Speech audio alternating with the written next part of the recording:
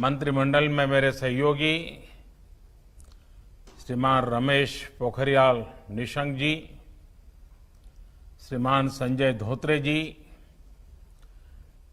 National education policy, राष्ट्रीय शिक्षा नीति में बहुत महत्वपूर्ण भूमिका निभाने वाले देश के जाने माने वैज्ञानिक डॉक्टर कस्तूरीरंगन जी और उनकी टीम, इस सम्मेलन में भाग ले रहे vice chancellors,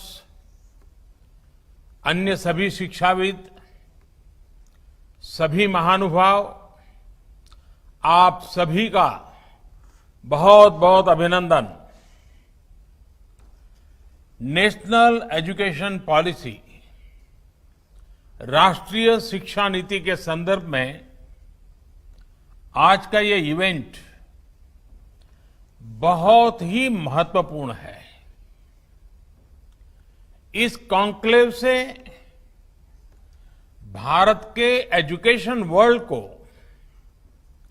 national education policy, राष्ट्रीय शिक्षा नीति के विभिन्न पहलुओं के बारे में विस्तृत जानकारी मिलेगी। जितनी जानकारी और ज्यादा जानकारी ज्यादा स्पष्ट होगी, फिर उतना ही आसान इस राष्ट्रीय शिक्षा नीति का इम्प्लीमेंटेशन भी होगा। साथियों, 3-4 साल के व्यापक विचार विमर्श के बाद लाखों सुझावों पर लंबे मंथन के बाद राष्ट्रीय शिक्षा नीति को स्वीकृत किया गया है। आज देश भर में इसकी व्यापक चर्चा हो रही है। अलग अलग क्षेत्र के लोग, अलग अलग विचारधाराओं के लोग अपने व्यूज दे रहे हैं, राष्ट्रीय शिक्षा नीति को रिव्यू कर रहे हैं। ये एक हेल्दी डिबेट है। ये जितनी ज्यादा होगी, उतना ही लाभ देश की शिक्षा व्यवस्था को मिलेगा। ये भी खुशी की बात है कि राष्ट्रीय शिक्षा नीति आने के बाद देश के किसी भी क्षेत्र से, किसी भी वर्ग से ये बात नहीं उठी कि इसमें किसी तरह का बायस है या किसी एक तरफा कोई झुकाव है। ये एक इंडिकेटर भी है कि लोग बरसों से चली आ रही एजुकेशन सिस्टम में जो बदलाव चाहते थे, वो उन्हें देखने को मिले हैं। वैसे कुछ लोगों के मन में ये सवाल आना बहुत स्वाभाविक है कि इतना बड़ा रिफॉर्म कागज पर तो कर दिया, लेकिन इसे जमीन पर कैसे उतारा जाएगा। यानी अब सबकी निगाहें इसके इम्प्लीमेंटेशन की तरफ है। इस चैलेंज को देखते हुए व्यवस्थाओं को बनाने में जहां कहीं कुछ सुधार की आवश्यकता है, वह हमें सबको मिलकर के करना है और करना ही है। आप सभी राष्ट्रीय शिक्षा नीति के इम्प्लीमेंटेशन में और उस काम में सीधे तौर पर जुड़े हैं और इसलिए आप सबकी भूमिका बहुत ज्यादा है, बहुत अहम है। जहां तक पॉलिटिकल विल की बात है, मैं पूरी तरह कमिटेड हूं, मैं पूरी तरह आपके साथ हूं। साथियों, हर देश अपनी शिक्षा व्यवस्था को अपनी नेशनल वैल्यूज के साथ जोड़ते हुए अपने नेशनल गोल्स के अनुसार रिफॉर्म्स करते हुए आगे बढ़ता है। मकसद ये होता है कि देश का एजुकेशन सिस्टम अपनी वर्तमान और आने वाली पीढ़ियों को फ्यूचर रेडी रखे, फ्यूचर रेडी करें। भारत की नेशनल एजुकेशन पॉलिसी, राष्ट्रीय शिक्षा नीति का आधार भी यही सोच है।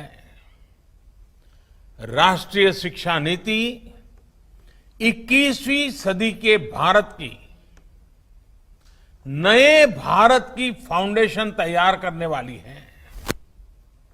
21वीं सदी के भारत को हमारे युवाओं और हमारे युवाओं को जिस तरह की एजुकेशन की जरूरत है, जैसी स्किल्स चाहिए, राष्ट्रीय शिक्षा नीति पर इन बातों पर विशेष फोकस है।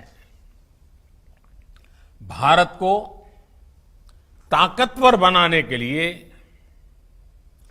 विकास की नई ऊंचाई पर पहुंचाने के लिए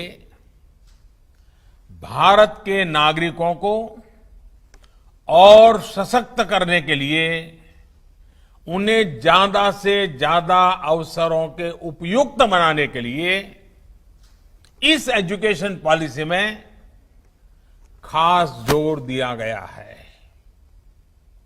जब भारत का स्टूडेंट, चाहे वो नर्सरी में हो या फिर कॉलेज में साइंटिफिक तरीके से पढ़ेगा, तेजी से बदलते हुए समय और तेजी से बदलती जरूरतों के हिसाब से पढ़ेगा, तो वो नेशन बिल्डिंग में कंस्ट्रक्टिव भूमिका निभा पाएगा। साथियों, बीते अनेक वर्षों से हमारे एजुकेशन सिस्टम में बड़े बदलाव नहीं हुए थे। परिणाम ये हुआ कि हमारे समाज में क्यूरोसिटी और इमेजिनेशन की वैल्यूज को प्रमोट करने के बजाय भेड़ चाल को ही प्रोत्साहन मिलने लगा था। कभी डॉक्टर बनने के लिए होड़ लगी, कभी इंजीनियर बनाने की होड़ लगी, कभी वकील बनाने की होड़ लगी। इंटरेस्ट, एबिलिटी और डिमांड की मैपिंग किए बिना होड़ लगाने की प्रवृत्ति से एजुकेशन को बाहर निकालना जरूरी था। हमारे स्टूडेंट्स में, हमारे युवाओं में क्रिटिकल थिंकिंग और इनोवेटिव थिंकिंग विकसित कैसे हो सकती है, जब तक हमारी शिक्षा में पैशन ना हो, फिलॉसॉफी ऑफ एजुकेशन ना हो, पर्पज ऑफ एजुकेशन ना हो। साथियों, आज गुरुवर रविंद्रनाथ ठाकुर की पुण्यतिथि भी है। वो कहते थे, उच्चतम शिक्षा वो है जो हमें सिर्फ जानकारी नहीं देती, बल्कि हमारे जीवन को समस्त अस्तित्व के साथ सद्भाव में लाती है। निश्चित तौर पर राष्ट्रीय शिक्षा नीति का बृहद लक्ष्य इसी से जुड़ा है। इसके लिए टुकड़ों में सोचने के बजाय एक होलिस्टिक अप्रोच की जरूरत थी, जिसको सामने रखने में राष्ट्रीय शिक्षा नीति सफल रही है। साथियों, आज जब राष्ट्रीय शिक्षा नीति मूर्त रूप ले चुकी है, तो मैं उस समय और सवालों की भी चर्चा आपसे करना चाहता हूं जो हमारे सामने शुरुआती दिनों में आए थे। उस समय जो दो सबसे बड़े सवाल थे वो यही थे कि क्या हमारी शिक्षा व्यवस्था हमारे युवाओं को क्रिएटिव, क्यूरियोसिटी और कमिटमेंट ड्रिवन लाइफ के लिए मोटिवेट करती है। आप लोग इस क्षेत्र में इतने वर्षों से हैं, आपने अपना जीवन शिक्षा के लिए खपा दिया है, समर्पित किया है। आप लोग इसका जवाब बेहतर जानते हैं। साथियों, हमारे सामने दूसरा सवाल था कि क्या हमारी शिक्षा व्यवस्था हमारे युवाओं को एम्पावर करती है, देश में एक एम्पावर्ड सोसाइटी के निर्माण में मदद करती है। आप सब इन सवालों से भी परिचित हैं और जवाबों से भी भली भांति परिचित है। साथियों, आज मुझे संतोष है कि भारत की नेशनल एजुकेशन पॉलिसी, राष्ट्रीय शिक्षा नीति को बनाते समय इन सवालों पर गंभीरता से काम किया गया। साथियों, बदलते समय के साथ एक नई विश्व व्यवस्था, एक नए रंग रूप और व्यवस्थाओं में बदलाव, एक नई विश्व व्यवस्था खड़ी हो रही है। एक नया ग्लोबल स्टैंडर्ड भी तय हो रहा है। इसके हिसाब से भारत का एजुकेशन सिस्टम खुद में बदलाव करे, ये भी किया जाना बहुत जरूरी था। स्कूल करिकुलम के 10+2 स्ट्रक्चर से आगे बढ़कर अब 5+3+3+4 करिकुलम का स्ट्रक्चर देना इसी दिशा में एक कदम है।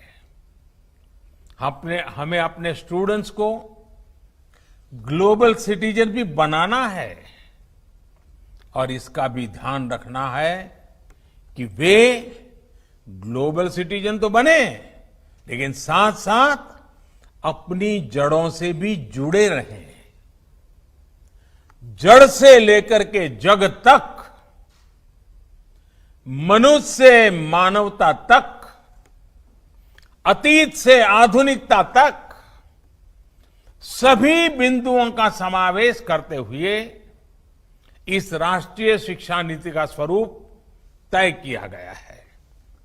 साथियों, इस बात में कोई विवाद नहीं है कि बच्चों के घर की बोली और स्कूल में पढ़ाई की भाषा एक ही होने से बच्चों के सीखने की गति बेहतर होती है।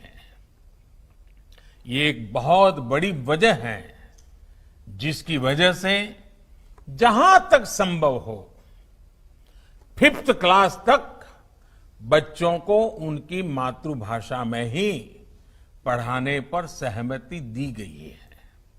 इससे बच्चों को और बच्चों की नींव तो मजबूत होगी ही, उनके आगे की पढ़ाई के लिए भी उनका बेस और मजबूत होगा। साथियों, अभी तक जो हमारी शिक्षा व्यवस्था है उसमें व्हाट टू थिंक, मैं बहुत जिम्मेवारी से बोल रहा हूं, व्हाट टू थिंक पर फोकस रहा है, जबकि इस शिक्षा नीति में हाउ टू थिंक उस पर बल दिया जा रहा है। ये मैं इसलिए कह रहा हूं कि आज जिस दौर में हम, और ये दौर ऐसा है जहां इंफॉर्मेशन और कंटेंट की कोई कमी नहीं है। एक प्रकार से बाढ़ आई हुई है। हर प्रकार की जानकारी आपके मोबाइल फोन पर अवेलेबल है। जरूरी ये है कि कौन सी जानकारी हासिल करनी है, क्या पढ़ना है। इस बात को ध्यान में रखकर ही राष्ट्रीय शिक्षा नीति में प्रयास किया गया है कि जो पढ़ाई के लिए लंबा चौड़ा सिलेबस होता है, ढेर सारी किताबें होती हैं, उसकी अनिवार्यता को कम किया जाए। अब कोशिश ये है कि बच्चों को सीखने के लिए inquiry based, discovery based, discussion based और एनालिसिस बेस्ड तरीकों पर जोर दिया जाए। इससे बच्चों में सीखने की ललक बढ़ेगी और उनके क्लास में उनका पार्टिसिपेशन भी बढ़ेगा। साथियों, हर विद्यार्थी को, स्टूडेंट को यह अवसर मिलना ही चाहिए कि वो अपने पैशन को फॉलो करे। वो अपनी सुविधा और जरूरत के हिसाब से किसी डिग्री या कोई कोर्स को फॉलो कर सके और अगर उसका मन करे तो वो छोड़ भी सके। अक्सर ऐसा होता है कि कोई कोर्स करने के बाद स्टूडेंट जब जॉब के लिए जाता है तो उसे पता चलता है कि जो उसने पढ़ा है वो जॉब की रिक्वायरमेंट को पूरा नहीं करता। कई स्टूडेंट को अलग अलग वजहों के से बीच में ही कोर्स छोड़कर जॉब करनी पड़ती है। ऐसे सभी स्टूडेंट्स की जरूरतों का ख्याल रखते हुए मल्टीपल एंट्री एग्जिट का ऑप्शन दिया गया है। अब स्टूडेंट वापस अपने कोर्स से जुड़कर अपनी जॉब रिक्वायरमेंट के हिसाब से ज्यादा इफेक्टिव तरीके से पढ़ाई कर सकता है, लर्न कर सकता है। इसका एक और एस्पेक्ट है, जब स्टूडेंट्स को यह भी स्वतंत्रता होगी कि अगर वो कोई कोर्स बीच में छोड़कर दूसरे कोर्स में प्रवेश लेना चाहे तो वो कर सकते हैं। इसके लिए वो पहले कोर्स से एक निश्चित समय तक ब्रेक ले सकते हैं और दूसरा कोर्स ज्वाइन कर सकते हैं। हायर एजुकेशन को स्ट्रीम से मुक्त करने,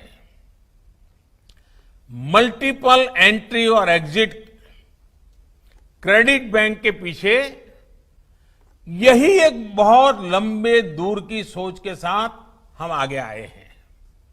हम उस एरा की तरफ बढ़ रहे हैं जहां कोई व्यक्ति जीवन भर किसी एक प्रोफेशन में ही नहीं टिका रहेगा। बदलाव निश्चित है, मान के चलिए, और इसके लिए उसे निरंतर खुद को रीस्किल और अपस्किल करते रहना ही होगा। नेशनल एजुकेशन पॉलिसी, राष्ट्रीय शिक्षा नीति में इसका भी बारीकी से ध्यान रखा गया है।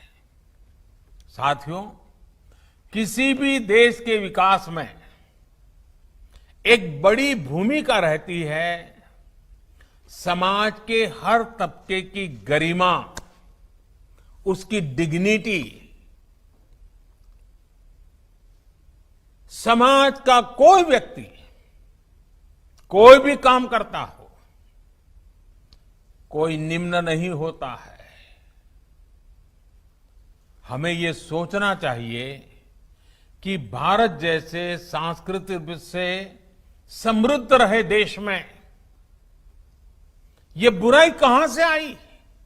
ऊंच नीच का भाव, मेहनत मजदूरी करने वालों के प्रति हीन भाव, इस प्रकार की विकृति हमारे अंदर कैसे घर कर गई, इसकी एक बड़ी वजह रही है कि हमारी एजुकेशन का समाज के इस तबके के साथ एक डिस्कनेक्ट रहा। जब गांवों में जाएंगे, किसान को, श्रमिकों को, मजदूरों को काम करते देखेंगे, तभी तो उनके बारे में जान पाएंगे, उन्हें समझ पाएंगे वो कितना बड़ा योगदान कर रहे हैं। समाज की आवश्यकताओं की पूर्ति के लिए वो कैसे अपना जीवन खपा रहे हैं। उनके श्रम का सम्मान करना हमारी पीढ़ी को, वर्तमान को, भावी पीढ़ी को सीखना ही होगा। इसलिए राष्ट्रीय शिक्षा नीति में स्टूडेंट एजुकेशन और डिग्निटी ऑफ लेबर, उस पर भी बहुत ध्यान दिया गया है। साथियों, 21वीं सदी के भारत से पूरी दुनिया को बहुत अपेक्षाएं हैं। भारत का सामर्थ्य है कि वो टैलेंट और टेक्नोलॉजी का समाधान पूरी दुनिया को दे सकता है। हमारी इस जिम्मेदारी को भी हमारी एजुकेशन पॉलिसी एड्रेस करती है। राष्ट्रीय शिक्षा नीति में जो भी समाधान सुझाए गए हैं, उससे फ्यूचरिस्टिक टेक्नोलॉजी के प्रति एक माइंडसेट विकसित करने की भावना भी है। अब टेक्नोलॉजी ने हमें बहुत तेजी से, बहुत अच्छी तरह से, बहुत कम खर्च में समाज के आखिरी छोर पर खड़े स्टूडेंट तक पहुंचने का माध्यम दिया है। हमें इसका ज्यादा से ज्यादा उपयोग करना है। इस एजुकेशन पॉलिसी के माध्यम से टेक्नोलॉजी आधारित बेहतर कंटेंट और कोर्स के डेवलपमेंट में बहुत मदद मिलेगी। बेसिक कंप्यूटिंग पर बल हो, कोडिंग पर फोकस हो, या फिर रिसर्च पर ज्यादा जोर, ये सिर्फ एजुकेशन सिस्टम ही नहीं बल्कि पूरे समाज की अप्रोच को बदलने का माध्यम बन सकता है। वर्चुअल लैब जैसे कंसेप्ट ऐसे लाखों साथियों तक बेहतर शिक्षा के सपने को ले जाने वाला है, जो पहले से ही सब्जेक्ट्स पढ़ ही नहीं पाते थे, जिसमें लैब एक्सपेरिमेंट जरूरी हो।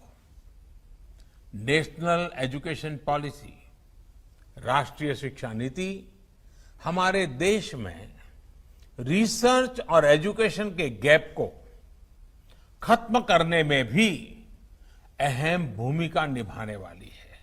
साथियों, जब इंस्टीट्यूशंस और इंफ्रास्ट्रक्चर में ये रिफॉर्म्स रिफ्लेक्ट होंगे, तभी राष्ट्रीय शिक्षा नीति को अधिक प्रभावी और त्वरित गति से इंप्लीमेंट किया जा सकेगा।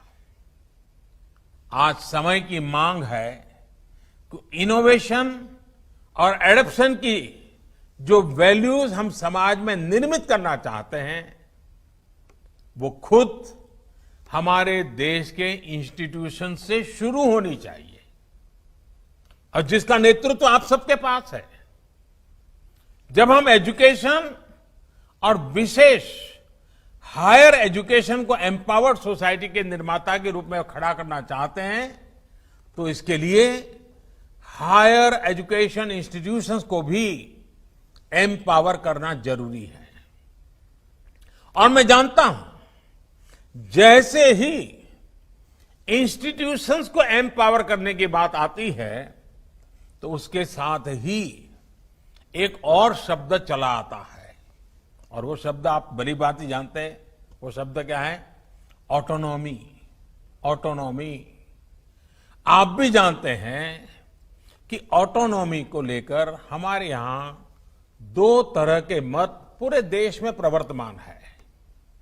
एक कहता है कि सब कुछ सरकारी नियंत्रण से पूरी सख्ती से चलना चाहिए, तो दूसरा कहता है कि सभी संस्थानों को बाय डिफॉल्ट ऑटोनॉमी मिलनी चाहिए। पहली अप्रोच में नॉन गवर्नमेंट संस्थानों के प्रति मिसट्रस्ट दिखता है, तो दूसरी अप्रोच में ऑटोनॉमी को एंटाइटलमेंट के रूप में भी ट्रीट किया जाता है। गुड क्वालिटी एजुकेशन का रास्ता इन दोनों के बीच में से ही निकलता है, दोनों मतों के मध्य से ही निकलता है।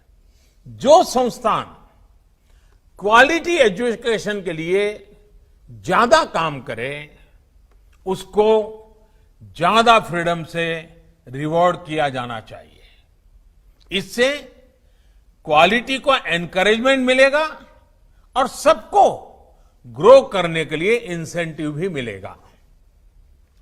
नेशनल एजुकेशन पॉलिसी, राष्ट्रीय शिक्षा नीति आने से पहले हाल के वर्षों में आपने भी देखा है कि कैसे हमारी सरकार ने अनेकों इंस्टीट्यूशंस को ऑटोनॉमी देने की पहल की है।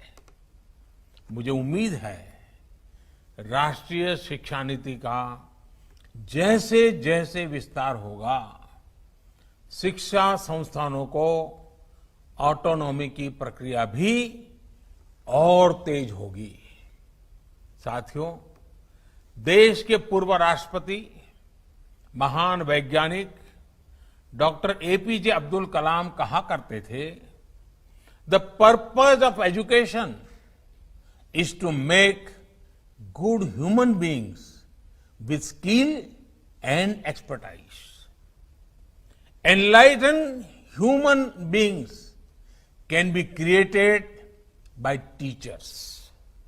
वाकई शिक्षा व्यवस्था में बदलाव देश को अच्छे स्टूडेंट्स, अच्छे प्रोफेशनल्स और उत्तम नागरिक देने का बहुत बड़ा माध्यम आप सभी हैं, आप सभी टीचर्स ही हैं, प्रोफेसर्स ही हैं। शिक्षा जगत से जुड़े आप ही लोग इस काम को करते हैं और कर सकते हैं। इसलिए नेशनल एजुकेशन पॉलिसी, राष्ट्रीय शिक्षा नीति में डिग्निटी ऑफ टीचर्स का भी ध्यान रखा गया है। एक प्रयास ये भी है कि भारत का जो टैलेंट है वो भारत में ही रहकर आने वाली पीढ़ियों का विकास करे। राष्ट्रीय शिक्षा नीति में टीचर ट्रेनिंग पर बहुत जोर है। वो अपनी स्किल्स लगातार अपडेट करते रहें, इस पर बहुत जोर है। I believe when a teacher learns, a nation Leeds.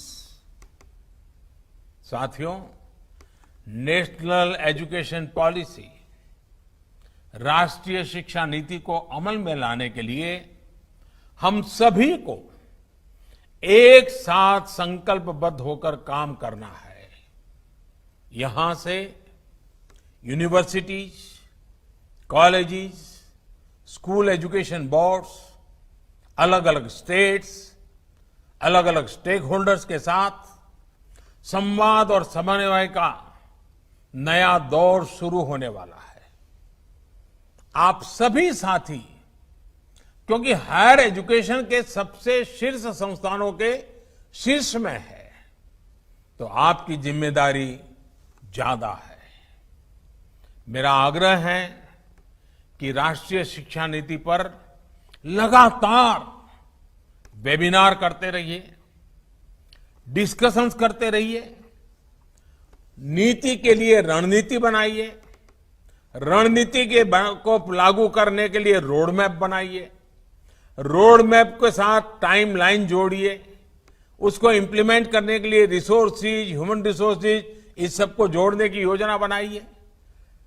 और ये सारा चीज ये नई नीति के प्रकाश में आप ही को करना है।